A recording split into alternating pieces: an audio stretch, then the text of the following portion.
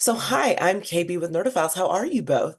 Good. How are Doing you? great. Doing well, doing well. What a ride, and I truly loved every minute of it. Let me start by saying I absolutely love kind of the nuanced and deeply layered level of horror coming out these days that really Mhm. deal with social and racial themes at the center. So, Scott, I will start with you to get your perspective first. How did you all collaborate and come to the decision to use religion as the basis of the commentary and really making the audiences assess the dangers of belief in this very unique way? I think we came to the table wanting to talk about religion because it's what Brian and I have been talking about for the last almost 30 years of our friendship and filmmaking partnership. It's fascinating to look into our own religious beliefs through our own lens or through our friends' lens, through an atheist perspective, and there's so much discourse that can happen. But usually it's rougher to have that happen in real life conversations versus like kind of Trojan horsing it into a movie. I think the other thing too that Heretic, speaks to on certain levels is the existential question of what happens when you die, Mhm. and the fear at which I think every human being possesses with that question. And usually you kind of flock to religion or looking for answers that ultimately there's no definable answers to that question of what happens when we die. Yeah, it's interesting. I'm glad that you said that because even at the end of the film, I was still like, is she dead? Like in my head, it Yeah, was hard for me yeah, to conceptualize, and maybe, yeah, different audiences see it in different ways. But I yep, truly was like, oh, I'm not entirely sure that yeah, she did make it out. yeah, yeah, And this is kind of maybe a fever dream, or a yeah, byproduct of death potentially. yeah. So for you, We had Brian, I know, as Scott just said, you guys have been having these kind of religious discussions throughout your entire friendship. So, through crafting this project, has your kind of personal relationship with spirituality and religion shifted at all?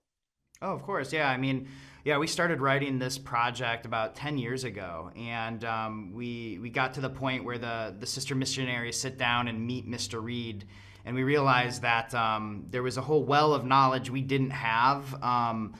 Because Mr. Reed is he's a genius. He's studied every single religion, and so we needed to take a pause to research different holy books, read some that we hadn't read before, investigate different contemporary philosophical thinkers, and really more than that, we had to kind of figure out how do we feel about religion in our own lives.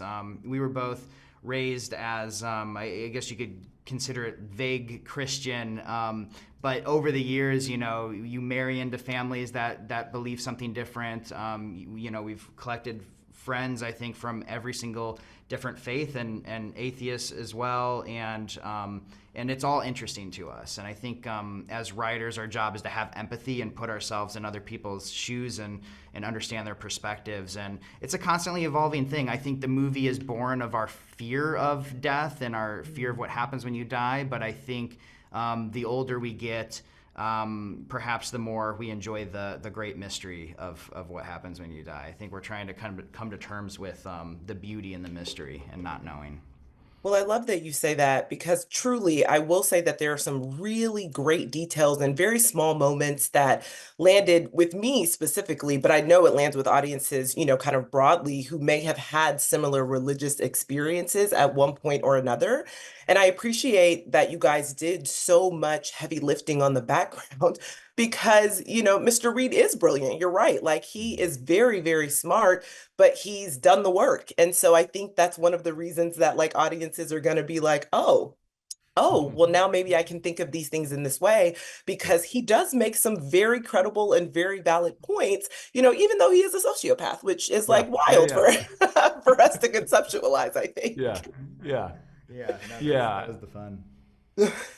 But you guys did a brilliant job, and just shout out to you both for making Hugh the villain. I adored it, like I think the chemistry between all three of them is exceptional. So just thank you so much for taking time to chat with Nerdophiles, and can't wait Oh, of everyone course. to see the film. That's so Awesome. sweet. That's so Appreciate sweet. that. Thank Thank you you very so much. much. Thank you. You guys have a great day.